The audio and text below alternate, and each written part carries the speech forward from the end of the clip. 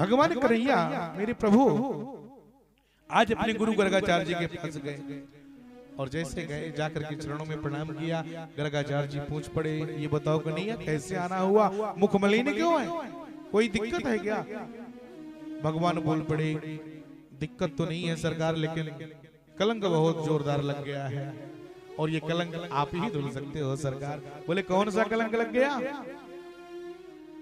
बोले महाराज सत्रजित ने मेरे ऊपर आरोप लगाया कि मैं उसके भाई को मार करके और मणि चुरा लिया, जबकि सत्य है कि मैं मणि के विषय में कुछ जानता नहीं, मैंने एक दिन मांग लिया और उसको वही शंका हो रही है। बोले लगता है कन्हैया तूने भादों के महीने का चौथ देख लिया है। बोले महाराज इससे क्या होता है? बोले भादों के महीने के चौथ को जो दर्शन कर लेते हैं, देख लेते हैं, उसके जीवन में कभी न कभी कलंक जोरदार अवश्य लगता है और वही कलंक के भागीदार आप हो गए। चौथ का दर्शन किया है। बोले महाराज ये मिटेगा कैसे? बोले ये तभी मिटेगा जब उसको मणि पुनः मिल जाएगी। तो बोले मैं कहाँ खोजूंगा? बोले जिम्मेदारी आपकी है, हल बताना मेरा कार्य था, गुरु का जो कार्य है वो मैं पूरा कर, समाधान बताना मेरा कार्य है कि जिस दिन वो मणि मिल जाएगी आपके नाम से कलंक मिट जाएगा।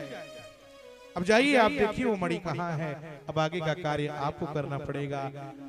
श्री सुखदेव जी महाराज श्री परीक्षित जी को सावधान करते हुए कहते हैं, राजन जब भगवान सुने कि बिना मणि के मेरा कलंक नहीं मिटेगा तो परमात्मा ने एक संकल्प ले लिया कि मैं इस संसार में अवतार लेकर के आया हूं और अवतार लेने के बाद भी अगर मेरे नाम में कलंक लग जाएगा तो मेरा अवतार लेना व्यर्थ हो जाएगा। इस कलंक को मिटाने के लिए चाहे जो कुछ करना पड़ेगा हमको मंजूर है, मैं करूंगा। परमात्मा रथ को लेकर के निकल पड़े जंगल की ओर और जैसे गए तो देखते क्या है, प्रसेन मरा पड़ा हुआ है। प्रसेन के पार्थिव शरीर को देखा, सोचा कि इसको मारने वाला कौन है। चारों तरफ देखा तो प्रसेन के चारों तरफ एक शेर का पदचिन्ह दिखाई दिया। भगवान शेर के पदचिन्ह को संकेत मान करके जो आगे बढ़े और जैसे आगे बढ़े तो वैसे देखते हैं कि शेर भी मरा पड़ा हुआ है। शेर के चारों तरफ देखे तो भालू का पदचिन्ह दिखाई पड़ा और जब भालू के पद चिन्ह को संकेत मान करके प्रभु आगे बढ़े और जब प्रभु आगे बढ़े तो देखते क्या है, वह भालू एक वृक्ष से सर लगा करके लेटा हुआ है और उसकी बिटिया मणि को उठा उठा करके खेल रही है।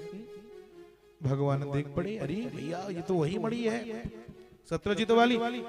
ओ बिटिया जरा रुक जाओ, क्यों क्या हुआ? बोले ये मणि जो तू खेल रही है ना दूसरे की मणि है, इसको लेने में आया हूँ, इस मणि को आप वापस कर दो। बोले अगर मणि को लेना है तो मेरे पिताजी से बात करिए। कहाँ है पिता? बोले वो लेटे गए। भालू भैया? बोले हाँ। बोले आपकी जो बेटी है मणि से खेल रही है ना, मणि को लेने में आया हूँ, ये महाराज सत्रजित की है। सत्रजित की है? बोले हाँ। बोले अगर मणि आपको लेना है तो आपको हमसे युद्ध करना पड़ेगा, तब आप मणि को पाओगे। भगवान बोले अगर मणि पाने के लिए युद्ध करना है जरूरी है तो मैं अवश्य करूंगा, आइए। हो जाता है दो दो हाथ, उधर भालू भी खड़ा हो गया और इधर भगवान खड़े हो गए और दोनों का मल्ल युद्ध प्रारंभ हो गया। बोलो वृंदावन बिहारी लाल की जय हो। दोनों का युद्ध प्रारंभ हो गया, भक्त और भगवान का युद्ध है। जरा ध्यान देना, ये भालू भगवान का परम भक्त है, भक्त और भगवान का युद्ध है। इसलिए इस युद्ध को देखने के लिए आकाश में सभी देवतागण एकत्रित हो गए कि आज भगवान और भक्त का युद्ध हो रहा है। युद्ध करते करते करते करते ना तो भगवान थक रहे हैं और ना तो ये भालू थक रहा है। ना भगवान थक रहे हैं ना भालू थक रहा है।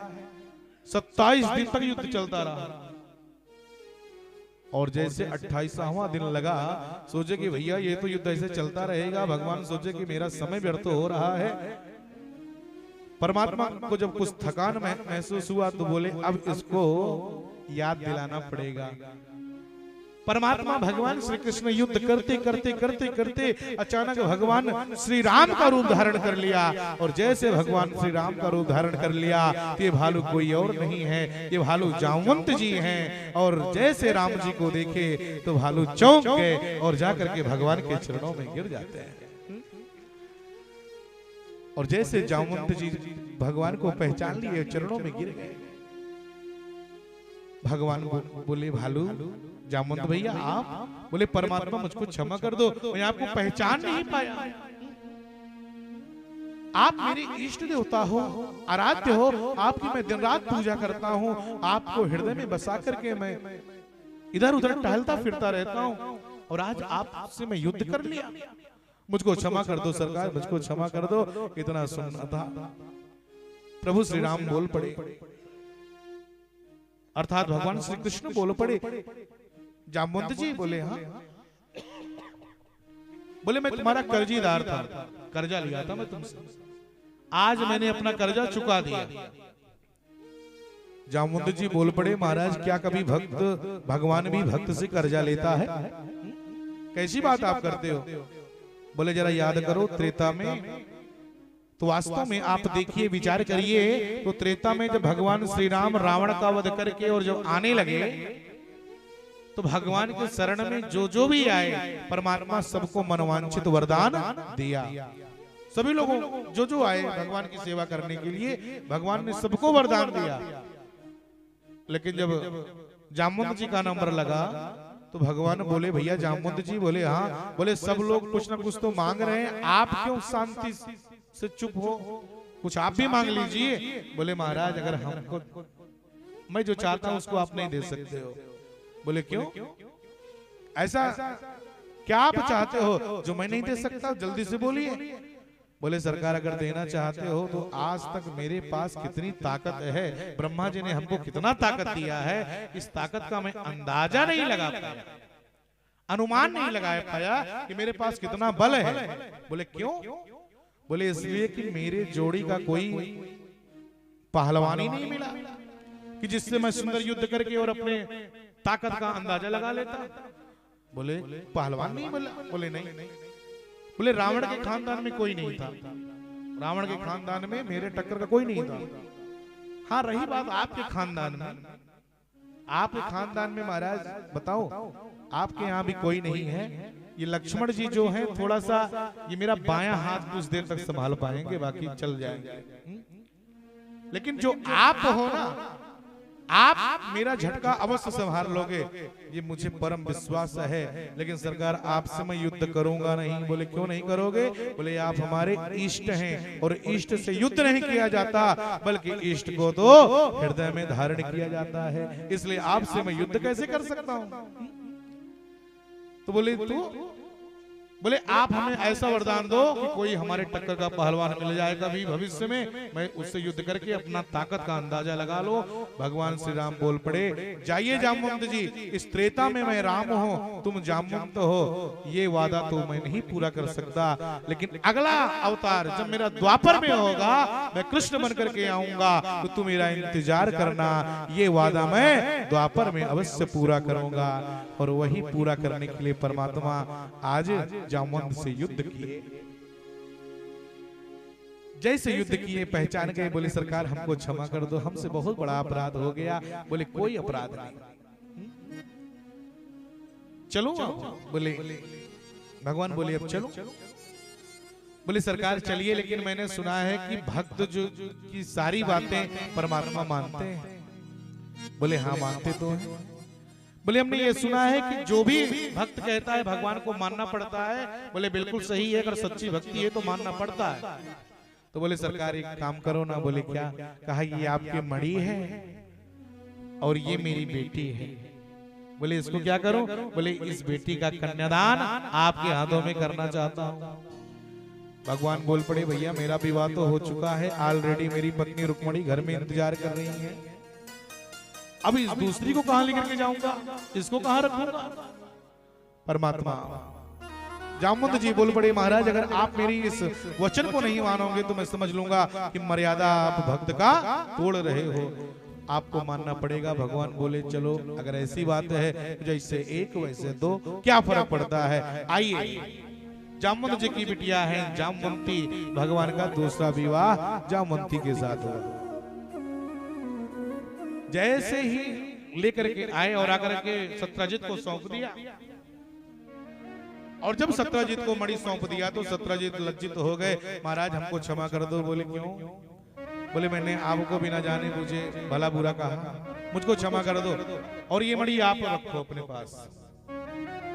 बोले भैया इसी मणि के लिए तो न जाने आपने मुझको क्या क्या हनुमान चालीसा सुना दिया, और अब इस मणि को मुझको दे रहे हो रखने के लिए, मैं क्यों रखूंगा? बोले महाराज जी आपको दहेज रूप में दे रहा हूं, मेरी एक बेटी है जिसका नाम है सत्यभामा, मेरी भी एक बिटिया है जिसका नाम है सत्यभामा, और मैं चाहता हूं कि वो उसका कन्यादान आपके हाथों में करूं। भगवान बोले क्या पूरे विश्व में मैं ही एक बचा हूं क्या? अरे और कोई लड़का नहीं दिख रहा है? एक घर में इंतजार कर रही है, एक तुम्हारे दरवाजे पे खड़ी है और तीसरा लेकर के जाना है, तैयारी हो रही है। बोले सरकार अगर आप नहीं लोगे तो मैं समझ लूंगा कि भक्त की मर्यादा को आप नहीं रख रहे हो। भगवान बोले चलो अगर ऐसी बात है तो जैसे 2 वैसे 3 क्या फर्क पड़ता है, आ जाओ। ये प्रयागराज के प्यारे भक्तों, अगर भगवान का एक एक विवाह मैं आपको बताऊंगा इस तरह से ना, तो 1-2 विवाह तो मेरे ठाकुर जी किए नहीं है। भगवान का 16,108 विवाह हुआ। कितना हुआ? 16,108। अब गणना करिए, अभी हम 3 विवाह में ही पहुंचे हैं और 16,108 विवाह। एक एक विवाह की अगर व्याख्या करना है तो 7 दिन हमको भागवत फिर से रखना पड़ेगा केवल विवाह के लिए। इसलिए बस विवाह के इस प्रसंग को प्रणाम ही करते हैं, ज्यादा ठीक होगा। भगवान के 16,108 विवाह, 16,000 भौमासुर नामक राक्षस था, वो अपनी कारागार में 16,100 कन्याओं को बंदी बना लिया था। अब सोच रहा था कि इसमें 8 और हो जाए तो मैं एक साथ सभी के साथ विवाह करूंगा। और आज वो सभी जितनी गोपियां हैं उसमें वो सब आज बंद हैं, कन्याएं सब बंद हैं और बंद होकर के भगवान को पुकार रही हैं, भगवान की प्रार्थना कर रही हैं। सरकार मेरी कृपा करिए, सभी जितनी गोपियां हैं सब तड़प रही हैं, बिलख रही हैं, भगवान को बुला रही हैं, मेरी कृपा करो। भौमासुर नामक राक्षस के साथ मैं विवाह नहीं करना चाहती और जबरदस्ती ये मेरे साथ विवाह करने को आतुर है। और सभी गोपियां भगवान से प्रार्थना करती हैं, कृष्णाय वासुदेवाय हरये परमात्मने प्रणत क्लेश नाशाय गोविंदाय नमो नमः। मेरे क्लेश को दूर करिए मेरे गोविंद, मेरे क्लेश को दूर करिए। और भौमासुर की कारागार में सभी गोपियां भगवान को बुला रही हैं, कन्हैया आओ श्याम जी। सभी लोग आज भगवान को बुला रही हैं, जितनी गोपियां हैं सब रो करके तड़पती हुई, बिलखती हुई। अगर भगवान को बुलाना है तो बुलाते हुए आंखों में आंसू लाएंगे तो परमात्मा मेरी अवश्य आएंगे। जैसे गोपियां बुलाई हैं, जैसे द्रौपदी बुलाई है, वैसे अगर हम भी बुलाएंगे तो परमात्मा मैया गंगा जी की गोद में अवश्य आ जाएंगे। इसलिए आओ श्याम जी कन्हैया नंदलाल जी, ओ मेरे प्राणों से प्यारे गोपाल जी। आओ श्याम जी कन्हैया नंदलाल जी, आओ श्याम जी कन्हैया नंदलाल जी, मेरे प्राणों से प्यारे गोपाल जी। आओ श्याम जी कन्हैया नंदलाल जी, मेरे प्राणों से प्यारे गोपाल जी। आओ श्याम जी कन्हैया नंदलाल जी, मेरे प्राणों से प्यारे गोपाल जी। आओ श्याम जी कन्हैया नंदलाल, मस्ती में झूमते हुए अपने कन्हैया को बुला लो। प्राण सातवां दिन है, परीक्षित मोक्ष की कथा है। जो चाहते हैं कि 7 दिन में भगवान मिल जाए, 1 महीने में, कल्पवास में, वो सब प्यार से भगवान को बुलाएं। हरि बोल।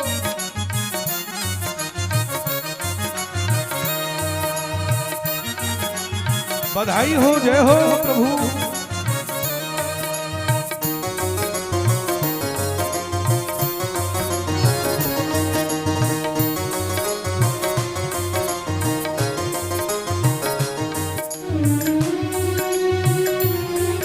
मस्त बोलेंगे।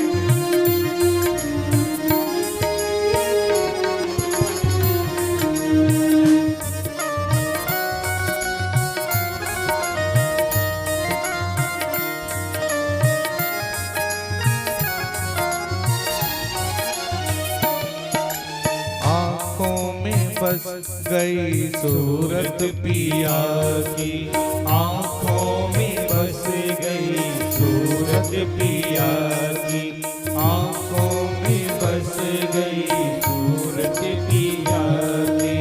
दशा हुई है मेरे हिया की, दशा हुई है मेरे हिया की, दशा हुई है मेरे हिया की, दशा हुई है मेरे हिया की, दशा हुई है मेरे हिया की।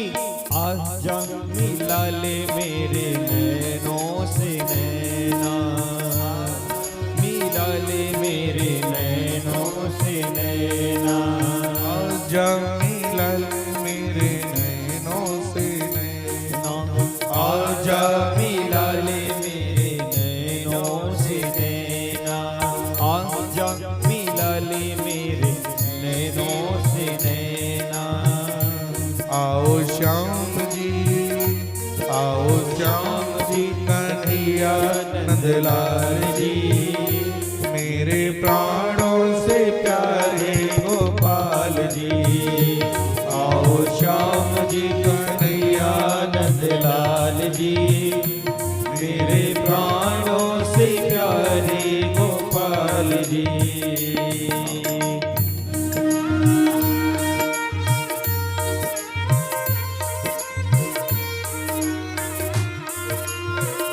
वृंदावन बिहारी लाल की जय हो।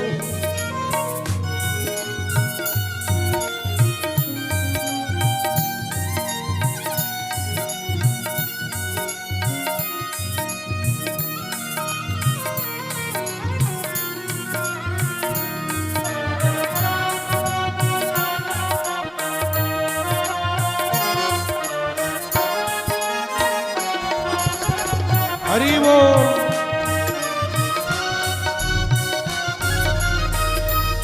बोलो प्यार से।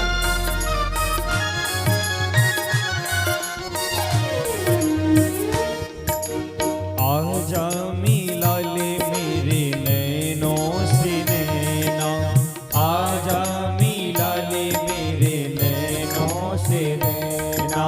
तुझ बिन मुझको चैन कहीं ना, तुझ बिन मुझको चैन कहीं ना, तुझ बिन मुझको चैन कहीं ना। आजा मिला ले मेरे नैनों से नैना, आजा मिला ले मेरे नैनों से नैना। और अंत में जो चाहते हैं कि आज माँ के गोद में हम विराजमान हैं, कथा को श्रवण कर रहे हैं, 1 महीने के अंदर मेरी माँ, मेरे प्रभु हमारे ऊपर कृपा कर दे। जना दोनों हाथ पर डालो और सब भगवान को बुलाइए एक स्वर में। अगर 1-2 लोग बुलाएंगे तो शायद नहीं आएगा, लेकिन अगर इतने लोग मिलकर के बुलाओगे तब तो भगवान के कानों में आवाज पहुंच ही जाएगा। आओ श्याम जी, आओ श्याम जी, कन्हैया नंदलाल जी, मेरे प्राणों से प्यारे गोपाल। आओ श्याम जी, कन्हैया नंदलाल जी, मेरे प्राणों से प्यारे गोपाल की। आओ श्याम जी, कन्हैया मेरे प्राणों से प्यारे गोपाल जी, आओ श्याम जी कन्हैया नंदलाल जी, मेरे प्राणों से प्यारे गोपाल जी, आओ श्याम जी कन्हैया नंदलाल जी, मेरे प्राणों से प्यारे गोपाल जी, आओ श्याम जी कन्हैया नंदलाल जी, मेरे प्राणों से प्यारे गोपाल जी। बोले वृंदावन बिहारी लाल की जय। समस्त गोपियां समस्त कन्याएं भगवान को बुला रही थी और उसी समय प्रभु जाकर के मोहम्मद का वध किया है और 16,100 कन्याओं को कारागार से मुक्त किया। परमात्मा सभी से कह दिया कि आप सब लोग अपने अपने घर जाओ, जो जहां के हो आप सब लोग अपने अपने घर जाओ। तब तुरंत बोल पड़े, सभी गोपियां बोल पड़ी, भगवान मैं किसके यहाँ जाऊंगी? कौन मुझको रखेगा? न कोई मेरे साथ विवाह करेगा और न ही मुझे कोई अपने घर में रखेगा। अब हमारे पास केवल दो उपाय है, दो मार्ग है। बोले कौन कौन सा? या तो मैं आत्महत्या कर लूं और या तो मैं वैश्यालय चली जाऊं। दो के अलावा हमारे पास कोई और उपाय नहीं है। परमात्मा जैसे सुने, अरे अगर ये दोनों चीज हो जाएगा तो कुरीतियां समाज में फैल जाएंगी, इसलिए करूं तो क्या करूं? बोले आप लोग एक काम करो। बोले आप सभी को कहीं अन्यत्र जाने की आवश्यकता नहीं है, आप लोग चिंता ना करो, आप सबके साथ हम सामूहिक विवाह रचाएंगे। भगवान किसी को कहीं नहीं जाने दिया। परमात्मा ने शुभ मुहूर्त की बेला में सुंदर समय में 16,100 कन्याओं के साथ विवाह किया। बोली भागवत भगवान की जय। और 8 पटरानी में भगवान सबसे पहले रुक्मणी जी के विवाह किया, दूसरी जामवंती जी के साथ, तीसरा सत्यभामा जी के साथ, चौथा कालिंदी जी के साथ, पांचवा मित्रवृंदा नग्नजिति और 7वां भद्रा और 8वीं पटरानी लक्ष्मणा है। इस तरह से भगवान श्याम सुंदर की ये 8 पटरानी है। 8 पटरानी 16,108 विवाह परमात्मा का पूरा होता है। बोले भागवत भगवान की जय। देवऋषि नारद जी सोचे विचार करने लगे कि ये कन्हैया 16,108 विवाह किया, ये अपनी पत्नियों को छलता है। कन्हैया तो एक है और 16,108 पटरानियां अर्थात रानियां पत्नियां इनसे प्रसन्न कैसे होती हैं? चलो जरा आज परीक्षा ले लिया जाए। नारद के मन में परीक्षा की भाव आ गया, जरा ध्यान से सुनिएगा। आज संपूर्ण भागवत हम लोग श्रवण करेंगे, परीक्षित मोक्ष की कथा को श्रवण करेंगे। जैसा मैंने आपको अभी थोड़ी देर पहले कहा कि भागवत में आया है, शास्त्र कहता है कि जो व्यक्ति लगातार 6 दिन से कथा को नहीं सुने, अगर वो सप्तम दिवस की कथा को श्रवण करते हैं, पूरा संपूर्ण भागवत परीक्षित मोक्ष की कथा, तो उनको पूरा 7 दिन का लाभ मिल जाता है। 7 दिन का लाभ मिल जाता है और आज हम सब लोग पूरा 7 दिन का लाभ लेंगे। और जो व्यक्ति लगातार 6 दिन तक आए हैं, अगर 7वें दिन परीक्षित मोक्ष में नहीं पहुंचते तो उनका जो पुण्य है, उनका जो फल है, उसको आधा ही मिलता है। क्यों? क्योंकि संपूर्ण भागवत तो आज ही सुनाया जाएगा। तो थोड़ा 10-5 मिनट लेट हो जाए तो घबराना नहीं, क्योंकि आज के बाद अब कल नहीं होगी कथा। तो आज बिल्कुल गंगा जी को बस हृदय में धारण करके और बैठे रहो। बोली भागवत भगवान की जय हो। श्री सुखदेव जी महाराज श्री परीक्षित जी को सावधान करते हुए कहते हैं, राजन माधवदास तुम अगर कृपा करके बैठ जाओ तो ज्यादा अच्छा होगा, बस तुरंत आकर के और बैठ जाओ, भलाई इसी में। बोले भागवत भगवान की जय हो। तो जरा ध्यान से सुनिएगा, भगवान की बड़ी कृपा। श्री सुखदेव जी महाराज कहते हैं, राजन नारद जी के मन में ये भाव आ गया कि मैं कैसे करूं, कन्हैया का आज परीक्षा लूंगा। भगवान मुस्कुराए, नारद जी चल दिए परीक्षा लेने के लिए। भगवान दरबार में बैठे हैं, नारद जी आए। नारद जी ने कहा प्रभु, बोले हाँ। बोले मैंने सुना है कि आप 16,108 विवाह कर लिया। बोले हाँ किया। तो बोले सरकार जरा ये बताओ कि आप सबके साथ में कैसे रहते हो। यहाँ 2 पत्नियों में एक पत्नी में आदमी का हालत खराब हो जाता है। कितनी फरमाइश को लोग पूरा करते करते आप 16,108, इसका मतलब है कि बर्तन खटपट खटपट होता है लेकिन बाहर आवाज नहीं आती, प्लस माइनस लगा रहता होगा। बोले आपके मन में शंका है? बोले बिल्कुल शंका है। बोले जाकर के देख लो, मैं सभी के साथ में रहता हूँ। बोले महाराज आप झूठ बोलते हो, आप हो अकेले और सबके साथ कैसे रहोगे? बोले जाकर के आप देख लीजिए। बोले बिल्कुल देखूंगा। नारद जी भगवान से दरबार में मिलकर के गए और जैसे ही पहले कमरे में, रुक्मणी का कमरा है, पहले कमरे में नारद जी प्रवेश किए तो देखते क्या है, भगवान श्याम सुंदर बेड पर लेटे हुए हैं और रुक्मणी मैया अपने हाथों से भगवान के चरण को दबा रही। और जैसे चरणों को दबाते हुए देखे, नारद जी सोचे कि अरे कन्हैया तो अभी दरबार में बैठा था, यहाँ क्या कहां से आ गया। सोचा कि अगर यहाँ होंगे तो हो सकता है जामवंती का कमरा खाली होगा। और जैसे जामवंती के कमरे में गए तो वहां पर मेरे प्रभु को देखे कि भगवान बेड पर बैठे हुए हैं और जामवंती जी अपने हाथ से भगवान को माखन खिला रही। यहाँ हुआ दुई बालक देखा, ये कन्हैया रुक्मणी के कमरे में और जामवंती जी के कमरे में भी है। सोचा हमको लगता है अंडरग्राउंड कोई कमरा बनाया है, अंदर से दरवाजा है। मैं जैसे जैसे बाहर से जा रहा हूँ ये अंदर से ही चला जा रहा हूँ, क्योंकि छलिया तो नंबर 1 का है बचपन से। जैसे ही अंदर से जाकर के देखते हैं कि अंदर तो कोई दरवाजा नहीं है। सत्यभामा के कमरे में गए, वहां पर भगवान को पाए। नग्न जीती के कमरे में गए, वहां भगवान को पाए। जिस जिस कमरे में नारद जी परीक्षा के लिए जाते हैं, हर कमरे में भगवान को पाते हैं। 2-4 हजार कमरे में गए, नारद जी ने थक गए चलते चलते, अब देखना बेकार है और आकर के भगवान के चरणों में गिर जाते हैं, सरकार हमको क्षमा कर दो। बोले क्यों? बोले मैं आया था आपकी परीक्षा लेने के भाव से, परीक्षा के भाव से मैं आया था और हमको क्षमा कर दो सरकार। बोले कोई बात नहीं है नारद जी, आप क्या समझते हो मैं एक हूं? नारद जी आप क्या समझते हो मैं एक हूं? याद रखिएगा देव ऋषि नारद जी, मैं एक हूँ लेकिन एक के साथ साथ मैं अनेक हूँ। आप जहाँ जाओगे हरि व्यापक सर्वत्र समाना, प्रेम से प्रकट होई मैं जाना। एक तो हूँ लेकिन मैं अनेक हूँ। आप जहाँ भी जाओगे सजीव और निर्जीव में हर जगह हम ही को पाओगे। नारद जी ने कहा महाराज आगे से ध्यान दूंगा। श्री सुखदेव जी महाराज श्री परीक्षित जी को सावधान करते हुए कहते हैं, श्री सुखदेव जी कहते हैं राजा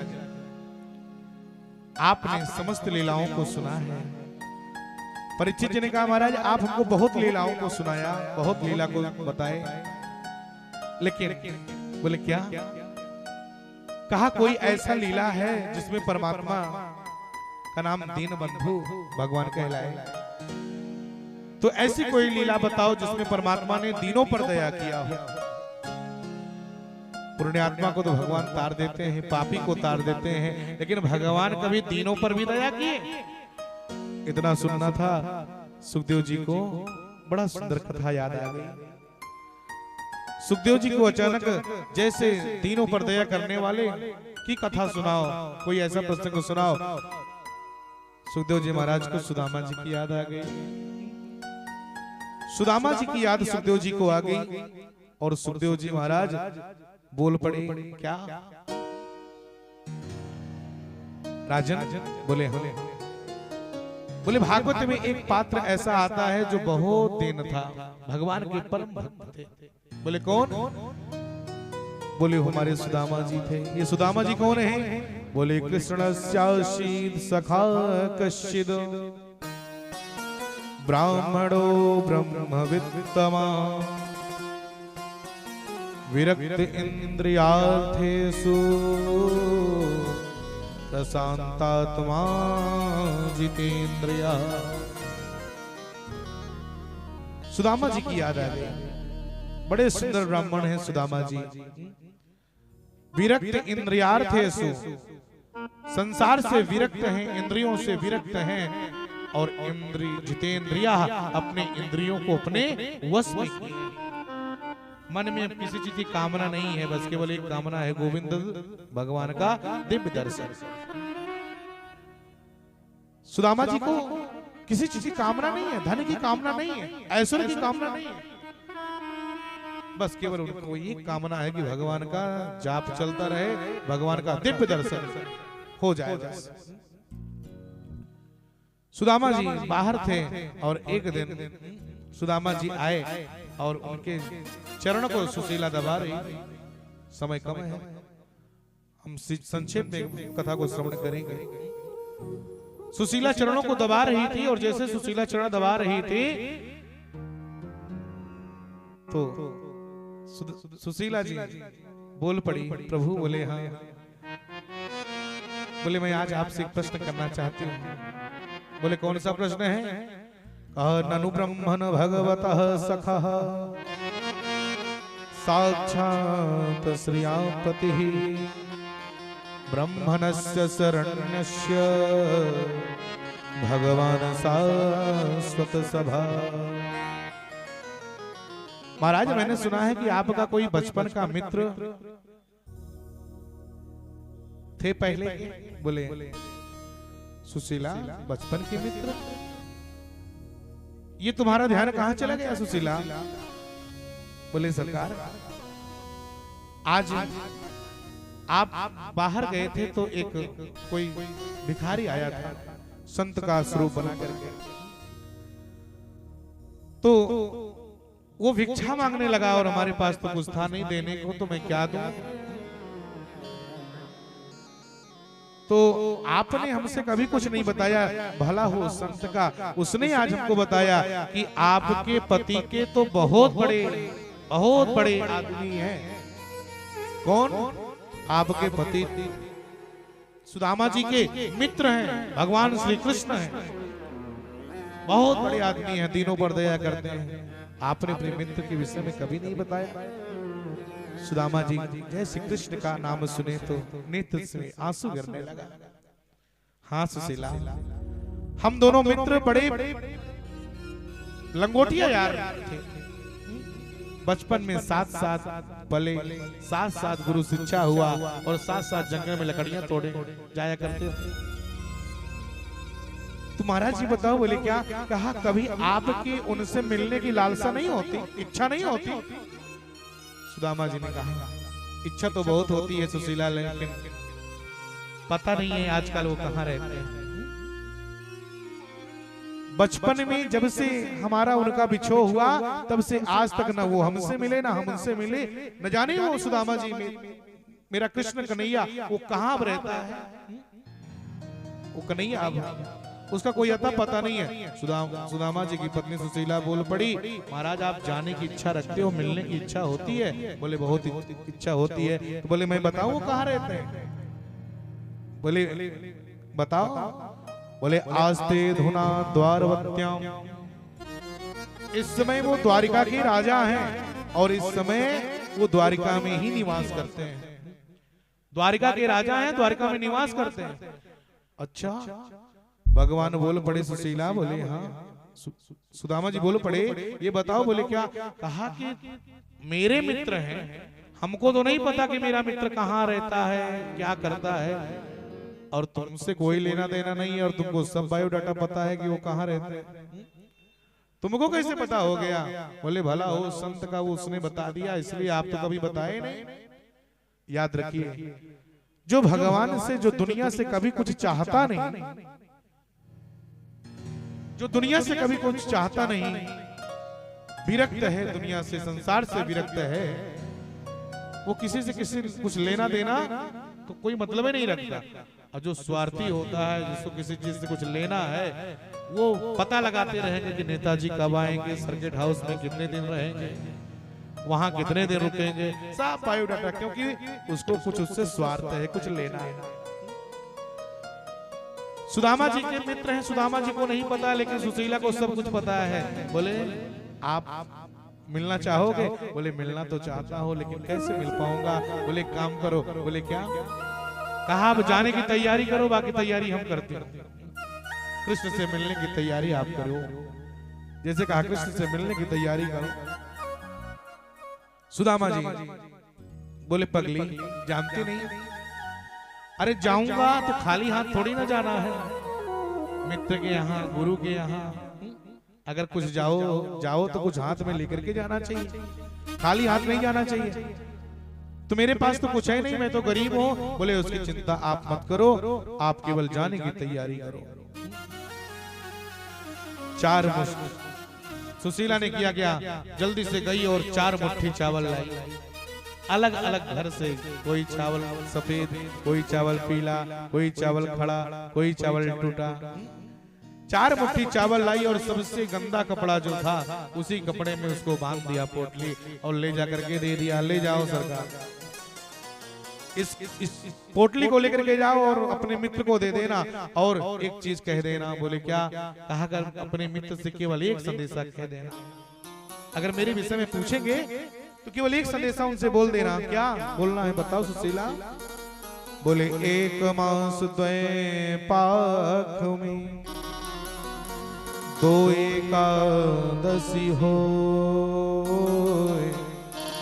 सो प्रभु दीन दयालनी नित प्रतिदिन ही मोय। एक नैया वैष्णव जन सभी लोग 1 महीने में 2 पाक होती है, 2 पक्ष होता है और 2 पक्ष में 2 एकादशी होती है। सभी वैष्णव जन जो दीक्षित हैं, नहीं भी दीक्षित हैं, वो सब 2 एकादशी महीने में रहते हैं। लेकिन आज आपकी हमारे परिवार के ऊपर इतनी बड़ी कृपा है कि पूरा साल का 12 महीना एकादशी ही होता है। जाने के बाद अपने मित्र सुदामा से बस केवल इतना बोल दे और कुछ मत कहना। सुदामा जी आज पोटली को लेकर के और चल दिए और जैसे सुदामा जी पोटली को लेकर के चल दिए, रात्रि में सुदामा जी एक जगह विश्राम किए। प्रभु ने ऐसी अपनी लीला किया कि रात्रि भर में ही उनको अपने द्वार पर बुला लिया। बोलो वृंदावन बिहारी लाल की जय हो। रात्रि में ऐसा लीला किया कि अपने द्वार पर बुला लिया। प्रातः काल हुआ है, सुदामा जी का जब नींद खुली तो देखे यूं भव्य भव्य भवन बने हुए, बड़े बड़े घर महल बने हुए हैं, अट्टारियां सब बने हुए हैं। सुदामा जी देखिए बहुत चक्कर में पड़ गए, भैया ये कौन सा घर है, मैं कहाँ आ गया। एक से बोले सुदामा जी भैया, बोले हाँ। बोले मैं जिस स्थान पर खड़ा हूँ इस स्थान को क्या कहते हैं? बोले बाबा जी आप द्वारिका में आ गए हो। द्वारिका में? बोले हाँ। याद आया मेरी पत्नी सुशीला ने तो द्वारिका ही तो बताया था कि कृष्ण मिलेंगे। बोले जरा ये बताओ। बोले क्या? कहा वो कन्हैया कहाँ मिलेगा। बोले कौन कन्हैया? कोई तो समझ नहीं पा रहा है क्योंकि भगवान का नाम वहां कन्हैया तो कोई जानता नहीं। बोले भैया कौन कन्हैया? अरे वही जो कृष्ण करके था। अरे बाबा जी जरा धीरे बोलो। बोले क्यों? बोले उनका नाम यहाँ पर इस तरह से नहीं लिया जाता। बोले फिर? हाँ उनका नाम बड़े आदर के साथ लिया जाता है। आदर के साथ? बोले हाँ। बोले कैसा नाम? बोले यहाँ के लोग उनको बड़े आदर के साथ पूछते हैं। बोले कैसे? बोले जगत नियंता, जगदाधार। और बोले 1008 श्री कृष्ण चंद्र जी महाराज। सुदामा जी सोचे भाई ये तो बड़ा लंबा चौड़ा नाम रख लिया, ये बचपन का ग्वारिया और आज बड़ा लंबा चौड़ा नाम रख लिया हमको। अब सुदामा जी मन में डरने लगे कहीं ऐसा ना हो हम जाएं और हमको पहचाने की पहचाने ही ना। अब तो जाना ठीक नहीं है। सुदामा जी डरने लगे, मन में बेचैनी हो गई। बोले कहाँ है उनका घर? बोले वो सामने जो बड़ा सा महल दिख रहा है ना, सोने से चमकता हुआ वही है उनका महल। सुदामा जी आज डंडा को लेकर के एक हाथ में पोटली है और रोते हुए जय श्री कृष्ण करते हुए निकल गए। जब दरवाजे पर पहुंच गए, मेन दरवाजे पर पहुंच गए और पहुंच करके द्वारपालों को द्वारपाल देखे, अरे कहाँ चले जा रहे हो? द्वारपाल ने कहा महाराज जरा ये बताओ क्या कन्हैया का कृष्ण का ये महल है? द्वारपाल सब हंसने लगे जब कन्हैया बोले। बोले हाँ माल तो वही है, आपको कुछ चाहिए क्या? बोले उनका दर्शन करना था। बोले कौन हो आप? बोले मैं उनका मित्र हूं, बचपन का मित्र हूं। इतने बड़े राजा का चौकीदार और इतना गरीब ब्राह्मण को जैसे देखा, फटी धोती भी जो फटी है वो सिली है, फिर फटी, फिर सिली, कई बार सिली गई और कई बार फटी। इतने गरीब द्वारपाल सब हंस पड़ेंगे, ये लगता है पागल है, इतने बड़े राजा को ये अपना मित्र बना रहा है। बाबा जी आप यहीं रुकिए, मैं आपका संदेशा भगवान को सुना करके आता हूँ। और ये मेरे प्यारे आज सुदामा जी दरवाजे पर खड़े हैं, मन में भगवान की दिव्य दर्शन की कामना लेकर के खड़े हैं। और जैसे ही द्वारपाल गए भगवान के पास, भगवान तो सब अंतर्यामी है, परमात्मा देख रहे हैं, द्वारपाल मेरी ओर आ रहा है। भगवान धीरे धीरे अपने सिंहासन से उठ रहे हैं कि कितना जल्दी द्वारपाल आए और आ करके हमको बताए कि आज मेरा मित्र आ गया, संदेशा तो सुना दे। भगवान जैसे अपने सिंहासन पर उठ करके खड़े ही होने वाले थे कि द्वारपाल आ गया। बोले महाराज के चरणों में इस दास का प्रणाम, गलत समय पे आ गया हूं तो सरकार क्षमा करिएगा, लेकिन जरूरी काम था इसलिए आना पड़ा। बोले बताओ कौन सा काम था? बोले सरकार आज दरवाजे पर एक विलक्षण व्यक्ति आया है। बोले विलक्षण व्यक्ति? बोले कौन है? बोले सरकार लगता तो है सिखा रखा है, भद्र है, सर पे बाल नहीं है और बड़ा गरीब लगता है सरकार, लगता है कोई ब्राह्मण आया हुआ है आपके दरवाजे। बोले उसका स्वरूप कैसा है? तो द्वारपाल कहते हैं सरकार स्वरूप तो बड़ा गजब है। बोले कैसे? कहसीस पगा न जगा तन में, प्रभु जानी को आही बसे के ही ग्राम। धोती फटी सिलटी दुपटी, अरुपाय उपानह की नहीं श्यामा। द्वार खड़ो द्विज दुर्बल एक, रहो जग सो वसुधा अभिराम। और सरकार हमको लगता है कि पागल है। बोले पागल है? बोले हाँ। बोले ये बताओ आप किसी के वेशभूषा को देख करके कैसे ये सिद्ध कर दिए कि वो पागल है? क्या उसने ऐसा कुछ कहा जिससे आपको लगा कि वो पागल है, या कि पागल वाली कोई एक्टिंग किया हो? कैसे आप कह दिए कि पागल है? भगवान को अचानक क्रोध आ गया कि मेरे मित्र के लिए ये पागल कह रहा है दास। लेकिन कैसे परमात्मा मर्यादा में बंधे।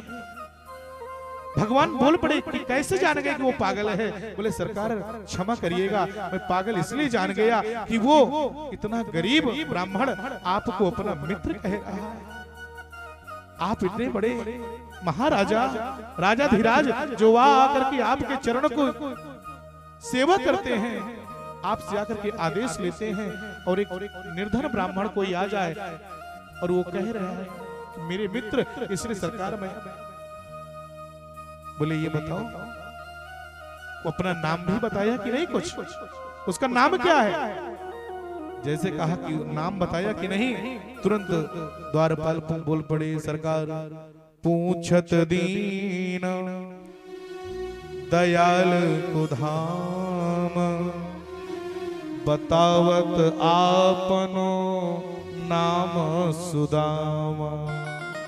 जैसे ही सुदामा शब्द भगवान के कर्ण क्रंदन में पड़ा, परमात्मा उड़ करके खड़े हो गए और अपने चरण पादुका को नहीं देखे, कहीं और पड़े, पीतांबर कहीं और पड़ा। भगवान नंगे नंगे पैर दौड़े भगे चले जा रहे हैं। सुदामा का नाम सुनते ही सभी सखियां, पत्नियां, द्वारपाल सब पीछे पीछे चले जा रहे हैं। अरे ऐसा कौन सा विलक्षण व्यक्ति आ गया कि सब आते हैं तो इंतजार करते हैं, वो सब भगवान के पास आते हैं। आज मेरे प्रभु ऐसा कौन सा संत आ गया जिसके लिए मेरे प्रभु अपने चरण को भी, पादुका को भी नहीं पहने?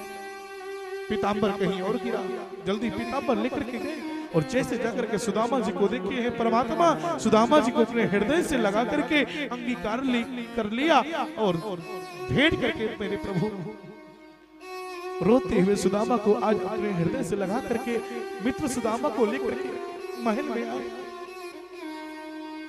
और जैसे महल में आए अपने निज सिंहासन पर बैठा दिया सुदामा जी को। सुखदेव जी कहते हैं राजन परीक्षित जरा विचार करो, आज भगवान श्याम सुंदर अपने सिंहासन पर सुदामा को बैठाया, कौन कहता है कि सुदामा आज गरीब है? कौन कहता है कि सुदामा गरीब है? परमात्मा आज अपने सिंहासन पर बिठा दिया और भगवान स्वयं कहां बैठ गए? सुदामा जी के चरणों के पास बैठ गए और भगवान सुदामा जी के चरणों को उठा करके और अपने गोद में रख लिया और अपने पीतांबर से सुदामा जी के लगे धूल को, चरणों के धूल को अपने पीतांबर से साफ कर रहे हैं। इतना कांटे गड़े हुए हैं, अनगिनत सुदामा जी के चरणों में कांटे गड़े हैं। जैसे कांटे को देखे भगवान श्याम सुंदर के नेत्र से आंसू गिरने लगा, परमात्मा रोने लगे और रुक्मणी को इशारा किया कि रुक्मणी जल्दी से जाओ और परात और पानी लेकर के आओ, मेरे मित्र की दशा बहुत खराब है, बहुत बुरी है। रुक्मणी इशारा पाई है और जैसे पानी और परात के लिए वो गई है, वैसे मेरे प्यारे भगवान नीचे जमीन पर बैठे हैं और अपने गोद में सुदामा जी के दोनों चरण को रख करके साफ कर रहे हैं।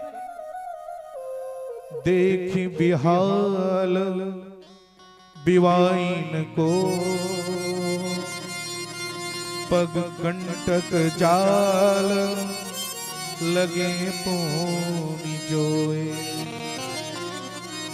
हाय महा दुख पाए सखा तुम आए इतना किते दिन खोए। भगवान मनी कर रहे हैं कि सुदामा इतने दिन से तुम दुख सह रहे हो और कभी अपने मित्र की याद नहीं आई, इस मित्र के पास कभी नहीं आए। देख सुदामा की दीन दशा करुणा करिके करुणा निधि रोए। भगवान रोने लगे, परमात्मा की नेत्र से आंसू गिरने लगा और आज रुक्मणी परात और पानी ला ही रही थी कि भगवान के नेत्र से जो आंसू गिर रहा है वो सुदामा जी के पैर पर गिर रहा है। रुक्मणी जल्दी से पानी और परात ला करके साइड में रख देती है, लेकिन हुआ क्या कि देखे सुदामा की दीन दशा करुणा करके करुणा निधि रोए, पानी परात को हाथ छुओ नहीं, नैनन के जल सो पग धोए। पानी परात को हाथ छुए नहीं परमात्मा और आज अपने आंसुओं से सुदामा जी के चरण को धुल दिया। जो काम पानी परात करते थे आज वो भगवान के आंसू कर दिया। अपने निज सिंहासन पर बिठाए और निज सिंहासन पर बिठाने के बाद सुखदेव जी कहते हैं राजन परीक्षित जरा विचार करो, कोई कह सकता है कि सुदामा आज गरीब है? जिस कन्हैया का दर्शन पाने के लिए राजा महाराजा अमलात्मा विमलात्मा तपस्या करते करते मर जाते हैं, केवल दर्शन नहीं प्राप्त कर पाते, आज वही कन्हैया सुदामा जी के चरण को धुल रहा है अपने आंसुओं से। आज अपने सैया पर सुदामा जी को गए, इशारा किया, समस्त अपनी पत्नियों को, समस्त पत्नियां आकर के सुदामा जी के चरणों को प्रणाम करने लगी। सब लोग प्रणाम करने लगे। सुदामा जी सबको कह रही हैं सौभाग्यवती भव, सौभाग्यवती भव, सबको आशीर्वाद दे रहे हैं। सुदामा जी को लगा कि हमको लगता है कि मेरे आने की खुशी में ये पड़ोसियों के यहाँ सबको बोल दिया है कि मेरा मित्र आ रहा है, इसलिए सबके गांव वाली जितनी माताएं हैं सब आकर के मुझको प्रणाम कर रही हैं। सुदामा जी ने कहा कन्हैया, बोले हाँ। कहा पूरे गांव में सबको निमंत्रण बोल दिए थे क्या मेरे आने का? बोले नहीं नहीं महाराज, गांव का तो इसमें कोई नहीं है। बोले फिर ये जो प्रणाम कर रही है सब कौन है? बोले महाराज इनको पहचाने नहीं। बोले नहीं। बोले ये सब अपनी ही है। बोले अपनी मतलब? बोले सब अपनी देवियां हैं, अर्धांगिनी है, पत्नियां हैं। अरे कन्हैया, अरे इतना विवाह? बोले हाँ सरकार, बस आप आशीर्वाद देते जाइए बस। सौभाग्यवती भव, सौभाग्यवती भव, सौभाग्यवती भव। 2-4 हजार देवियां आई, सौभाग्यवती भव। अब बार बार बेचारे वृद्ध सुदामा दुबले पतले कितनी बार हाथ उठा करके सौभाग्यवती भव, सौभाग्यवती भव आशीर्वाद दे न जाने कितनी बार।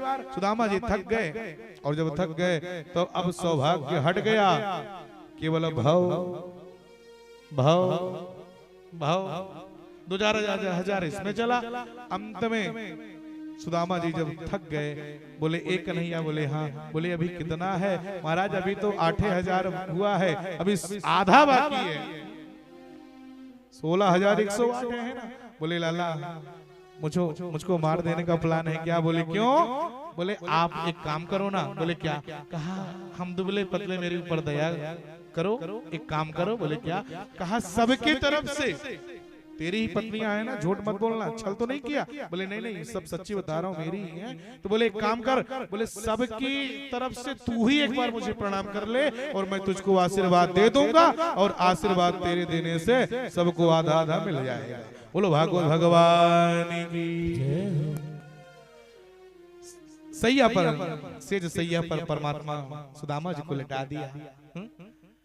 एकदम सैया पर जब लिटा दिया, सुदामा जी लेट गए। इतना सुंदर आसन कभी देखे नहीं थे, सब स्वप्न में नहीं देखे थे। सुदामा जब लेटे हैं तो भगवान अपने हाथों से सुदामा जी के चरण को दबाने लगे, और जब सुदामा जी के चरण को दबाने लगे तो मैया लक्ष्मी देखी, रुक्मणी देखी कि अरे ये अवधूत संत पूर्वजन्म में कितना बड़ा पुण्य किया था कि आज मेरे प्रभु इसके चरण को दबा रहे हैं। अगर मेरी प्रभु चरण को दबा रहे हैं तो रुक्मणी मैया भी जल्दी से पंखा लेकर के गई, और भगवान चरण को दबा रहे हैं और रुक्मणी पंखा को चलाने लगी, पंखा चलने लगी। सुखदेव जी ने कहा राजन परीक्षित जरा ध्यान से सुनना, आज सुदामा जी कितना बड़ा धनवान हो गया कि भगवान स्वयं नारायण चरण को दबाएं और लक्ष्मी मैया अर्थात रुक्मणी पंखा को झले। इससे बड़ा धनवान दुनिया में कोई दूसरा नहीं हो सकता है, प्यारे, नहीं हो सकता है।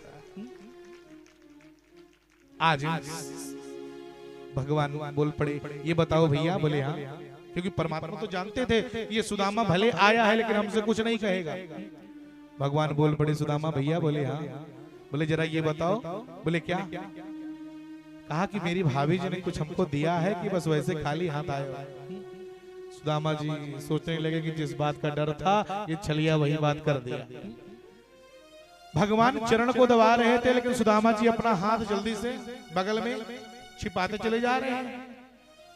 भगवान सोच रहे हैं कि भगवान अंत में बोले पड़े, सुदामा जी। बोले हाँ। बोले जरा ये बताओ। बोले क्या? कहा मैं तुम्हारे चरण को दबा रहा हूँ, हाथ क्यों तुम इधर उधर कर रहे हो भाई? बोले क्या बताऊं लाला, इतने दूर से पैदल आया हूँ, हाथ थोड़ा दर्द हो रहा है। बोले ये बताओ गजब की आदमी हो, पैदल आए हो पैर से कि हाथ से आए हो? दर्द होना चाहिए तो पैर होना चाहिए, तुम्हारा हाथ क्यों दर्द हो रहा है? कुछ दाल में काला है, कुछ लिए तो नहीं हो? बोले नहीं नहीं, अरे तुझसे कैसे झूठ बोल सकता हूँ। बोले मैं बेकार में पैर दाब रहा था, लाओ तुम्हारा हाथ दबाता हूँ। भगवान बोले लाओ तुम्हारा हाथ दबाता हूँ।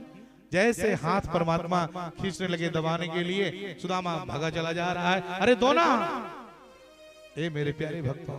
अंत में सुदामा जी के हाथ में जब भगवान श्री कृष्ण पोटली को देखे, नहीं रोक पाए अपने आप को और पोटली को खींच लिया और खींच करके कह दिया कि मेरे किसने दिया है इसको? सुदामा जी सोचे कि अरे ये तो गजब, मैया रुक्मणी भी है। देखिए एक मित्र अपने दूसरे मित्र की स्थिति परिस्थिति को जानता है एक मित्र अगर गरीब है और दूसरा मित्र अमीर है तो मित्र मित्र से नहीं शर्माएगा, लेकिन अगर उसकी पत्नी या उसके बच्चे रहेंगे तो उसके आगे थोड़ा सा उसको संकोच लगेगा, उसको संकोच लगेगा। सुदामा विचार करने लगी कि अगर ये कन्हैया अकेले होता तो ठीक था, इनकी तो सभी पटरानियां यहाँ पर बैठी हैं, अब कैसे होगा, क्या होगा। तब तक सुदामा जी के हाथ से खींच लिया और जल्दी से देखे, खोले, जैसे खोले रुक्मणी देख रही है कि परमात्मा गंदी चीज, इतना गंदा कपड़ा में पता नहीं क्या है, क्या खोल रहे हैं, इनको हो क्या गया है। और जैसे ही भगवान पोटली को खोले, देखे सुंदर चावल, और जैसे चावल के कलर को परमात्मा देखे, कोई चावल टूटा है, कोई चावल साबुत है, कोई चावल सफेद है, कोई चावल पीला है। भगवान आज देख करके और नेत्र में आंसू ला लिए, अरे मेरे सुदामा, आज मेरा सुदामा इतना गरीब है, ऐसे जीवन यापन कर रहा है कि इसके पास तो 4 मुट्ठी ढंग से साबुत चावल भी नहीं है, लेकिन मेरा मित्र मुझसे कुछ कहेगा नहीं। तुरंत पोटली को खोल करके मेरे कृष्ण एक मुट्ठी चावल लिए और लेकर के जैसे खाने के लिए चले, और जैसे खाने के लिए चले, उसके पहले परमात्मा ने कह दिया केवल एक चीज कह दिया। क्या? भगवान बोल पड़े, जैसे खाने के लिए चले, एक मुट्ठी चावल लिया और चावल की स्थिति को देख करके भगवान रोते हुए जैसे सोचे मुख में डालो, और जैसे मुंह में डाल लिया, मन में एक मुट्ठी चावल मुख में डाल प्रवेश कराए और खाने लगे, और जैसे दूसरी मुट्ठी उसी भाव में पागल हो गए, और जैसे दूसरी मुट्ठी लिए और फिर से खाने के लिए चले, रुक्मणी पागल हो गई, और रुक्मणी जाकर के भगवान के हाथ को पकड़ लिया। सरकार, क्या कर रहे हो? क्या आप सब कुछ लुटाने के बाद सुदामा स्वयं बनने की तैयारी कर रहे हो क्या? अरे बच्चों के लिए भी कुछ रहने दीजिए, आप तो सब कुछ दे दिया। भगवान को याद आया, और जैसे भगवान को याद आया, भगवान मोह में, भाव में पागल हो गए, हाथ को पकड़ लिया। क्यों पकड़ लिया? मानो कि रुक्मणी कहना चाहती है, सरकार, ये जो आप खा रहे हो चावल, एक संत का लाया हुआ प्रसाद है, क्या इसको आप अकेले खा लोगे? मैं आपकी पत्नी हूँ, हम लोग आपकी अर्धांगिनी हो, तो क्या आप इसको अकेले खा लोगे? अरे हम सबको भी प्रसाद के रूप में, हम दासियों को भी दीजिए, अकेले मत खाओ सरकार। अगर कोई प्रसाद पति लाता है तो अकेले नहीं खाता, पत्नी में, परिवार में बांट करके खाता है। अर्थात इसलिए कि सरकार कच्चे चावल हैं, अगर इतना खा लोगे तो कहीं पेट भी गड़बड़ हो सकता है। भगवान बोले, सुदामा भैया बोले जरा ये बताओ, बोले क्या? कहा मेरी भाभी ने कुछ संदेशा तो नहीं भिजवाया? हाँ याद आया ना, तेरी भाभी ने एक संदेशा भिजवाया था। बोले कौन सा संदेशा था? कहा तेरी भाभी ने केवल एक चीज कहा कि जाने के बाद कन्हैया से कह देना, कन्हैया एक मास द्वय पाख में 2 एकादशी हो, सो प्रभु दीन दयाल नित प्रतिदिन ही मोय। तेरी भाभी ने ये बस यही कहा कि वैष्णव जन कन्हैया महीने में 2 एकादशी रखते हैं, लेकिन आज आपके आशीर्वाद से, आपके प्यार से हमारे घर में साल का 12 महीना एकादशी ही रहता है, द्वादशी नहीं होता। जैसे सुदामा जी कि ऐसी बात भगवान श्याम सुंदर सुने, नेत्र में आंसू गिरने लगा और तुरंत कह दिया, जाइए मित्र। भाभी जी ने अगर ऐसा संदेशा दिया है तो ए भाभी होनी थी सो हो गई। जो संदेशा भेजे थे ना, उस संदेशा का यहीं से उत्तर मिल गया, यहीं से उसका फल मिल गया। जाओ भाभी, होनी थी सो हो गई, फिर ना ऐसी हो, भाभी तेरे भवन में नित्य द्वादशी होए। भाभी तेरे भवन में नित्य द्वादशी होए। जाइए भाभी, जो होना था सो हो गया। अब आज के बाद तुम्हारे घर में एकादशी आएगा नहीं, नित्य द्वादशी होगा। और भगवान सुदामा जी रुके नहीं। अगले दिन प्रातःकाल हुआ है, सुदामा जी सीधे अपने घर को आते हैं। यहाँ पर जब सुदामा जी आए तो सुदामापुरी जो था वो सब खत्म हो गया। यहाँ जैसे द्वारिका में सब बना था, सुंदर महल, सुंदर अट्टालियां, वैसे यहाँ भी सब बना हुआ है। सुदामा जी सोचे कि मेरा महल कहाँ गया। सुशीला को पता चला कि मेरे पति देवता आ रहे हैं। जिस सुशीला के पास साबुत साड़ी नहीं थी, एक साड़ी सुशीला सालों सालों गुजार दिया करती थी, आज वही सुशीला नीचे से ऊपर तक स्वर्ण से बिल्कुल अलंकृत है।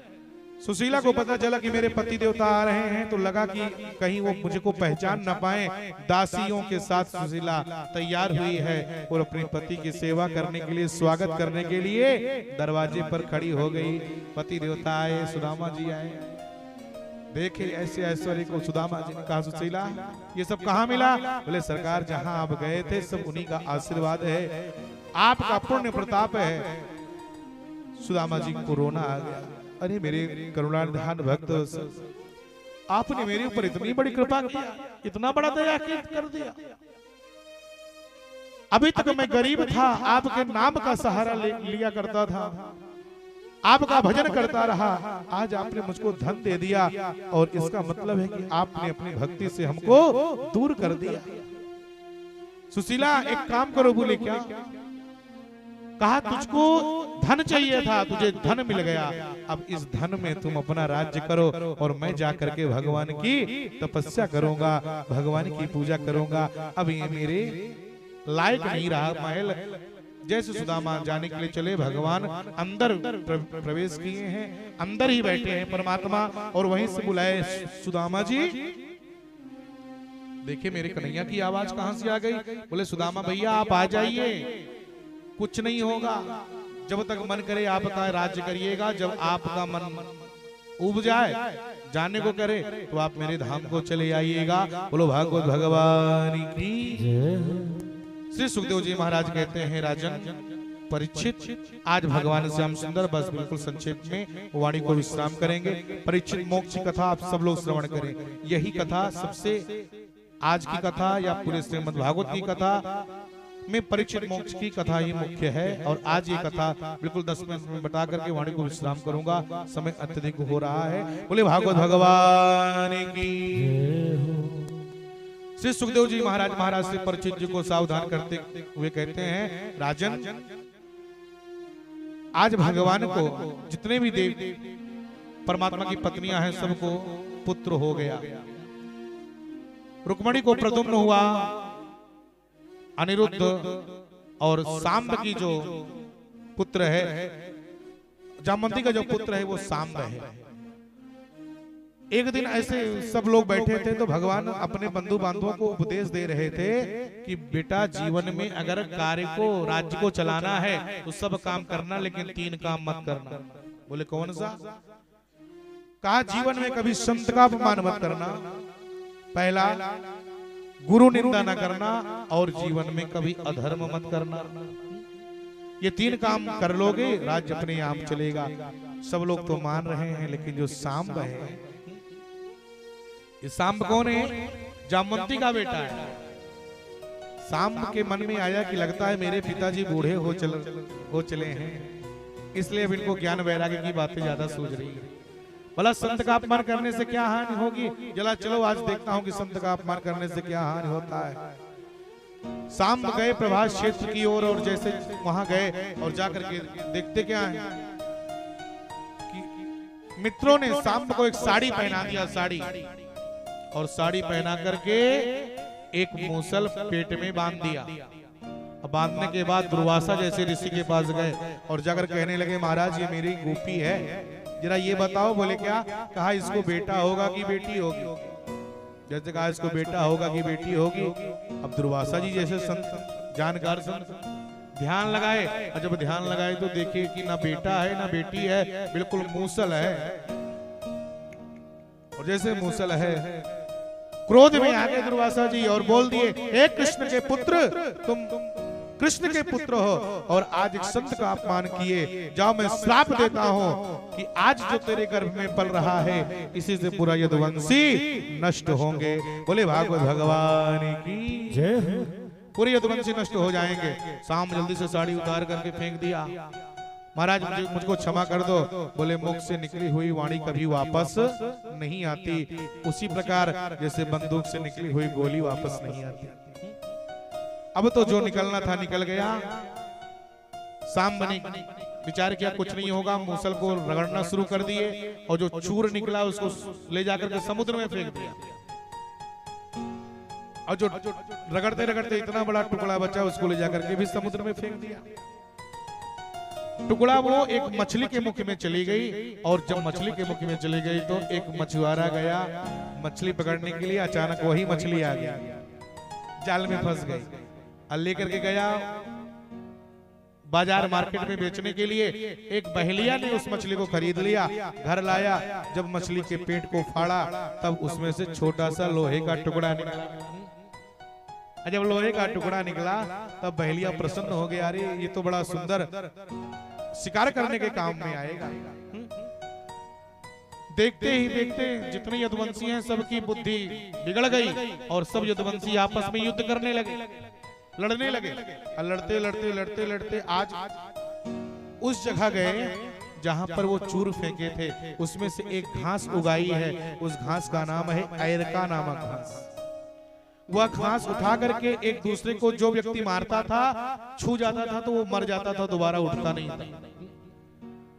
अंत में जब बलराम जी को पता चला कि मेरे ये क्या हो रहा है, तब भगवान बोले, बलराम भैया, बोले क्या? कहा सबसे बड़ा अगर कोई पापी है तो वो कोई और नहीं, हमारा परिवार ही है।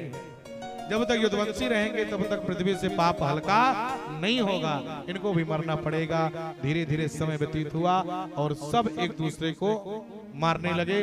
बलराम जी भी आज भगवान से विदा मांग करके, सरकार कुछ भी हो मैं आपके लक्ष्मण ही हूं, अपने धाम को चले गए। अब भगवान श्याम सुंदर अकेले बच्चे हैं। मेरे सरकार पीपल के वृक्ष के नीचे बैठे हुए हैं, बायां पैर इस तरह से, दाहिना पैर इस तरह से करके बैठे हैं। भगवान का जो चरण है ना बड़ा सुंदर चमक रहा है। तो बहेलिया जो लोहे का टुकड़ा है वो फर मिश्रित बाण सोचा कि बड़ा सुंदर है। दूर से देखा, सोचा कि कोई सोने का मृग है, और बस सोने का मृग समझ करके और बाण को चला दिया। और जो बाण को चलाया है वो बाण आकर के भगवान के चरण में लग गया। और जैसे चरण में लग गया तो परमात्मा को जैसे लगा वैसे भगवान जोर से चिल्लाए, हा विधाता। जैसे जोर से चिल्लाए, जोर से बोले, बहेलिया ने सोचा कि अरे हमसे ये क्या हो गया।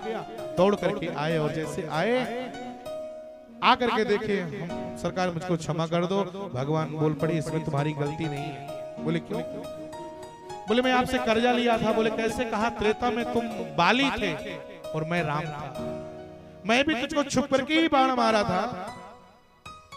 और जब तुम अचित मरणासन अवस्था में पड़ गए उसी समय मैंने प्रण ले लिया कि बाली आज जिस प्रकार मैं तुमको छुप करके बाण मारा, चिंता ना करो, जब द्वापर में हम जन्म लेंगे, अवतार लेंगे, जब मैं कृष्ण बनूंगा तो तुम बहेलिया बनोगे और ये कर्जा मैं तुम्हारा अगले अवतार में उतार दूंगा। बोलो भागवत भगवान की। आज कर्जा पूरा हो गया। इतना सुनना था। तुरंत बहेलिया चला गया। अर्जुन आए। अर्जुन जैसे आए तो भगवान को देखे कि ऐसी स्थिति में अर्जुन का कांडी उड़ गया। और जैसे कांडी उठा, बताओ कन्हैया किसने आपका ऐसी स्थिति किया, अभी जाकर के उसका प्राण मैं ले लूंगा। भगवान समय समय पर सबके अभिमान को बनाते हैं और अभिमान को चूर भी कर देते हैं। परमात्मा ने कहा अर्जुन, बोले हाँ। बोले अगर मेरी रक्षा करना चाहते हो तो एक काम करो। बोले क्या? कहा मेरी जितनी पत्नियां हैं उनको वृंदावन, द्वारिका से वृंदावन पहुंचा दो। बोले क्यों?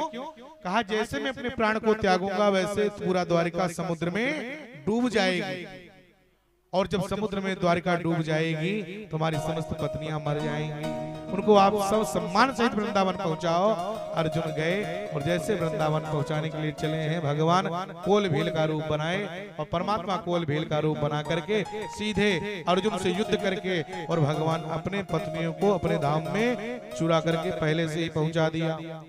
अर्जुन रोते हुए आए और रो करके जैसे आए बोल पड़े महाराज गजब हो गया। बोले क्या?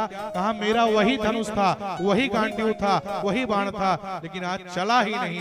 भगवान मुस्कुराते हुए बोल पड़े अर्जुन तू क्या समझता था? क्या ये गांडीव को तू चलाता था? ये गांडीव को चलाने वाला अर्जुन तू नहीं था, गांडीव को चलाने वाला मैं था। और याद रखिएगा अर्जुन, पुरुष बली नहीं हो तो है, समय होत बलवान। अभीलन लूटी गोपिका, वही अर्जुन वही बाण। वही अर्जुन है, वही बाण है, लेकिन आज गोपियों को लूटने से नहीं बचा पाए।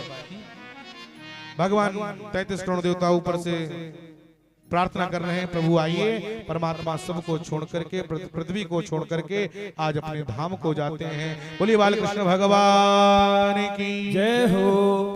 भगवान अपने धाम को गए और जैसे परमात्मा अपने धाम को गए, यहाँ सीधे श्री सुखदेव जी महाराज से परीक्षित जी को कथा सुना रहे थे। आइए परीक्षित मोक्षी कथा, बस 5 मिनट में वाणी को विश्राम।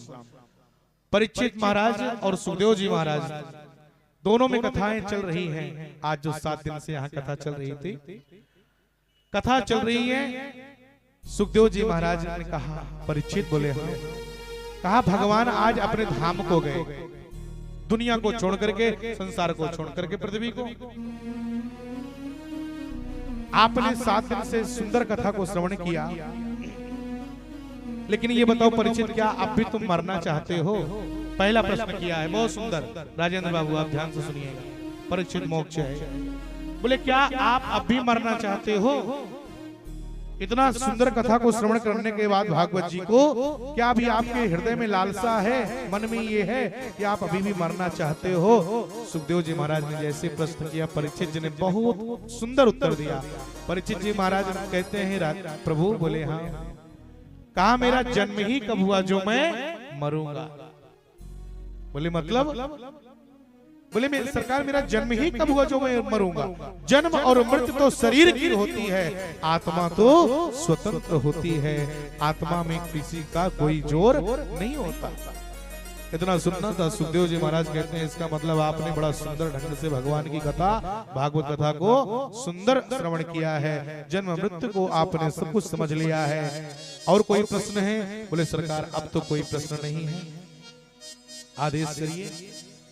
सुखदेव जी महाराज का पूजन किए हैं महाराज परीक्षित जी। पूजन करने के पश्चात सुखदेव जी ने विदा मांग करके परीक्षित जी को छोड़ करके चले जाते हैं।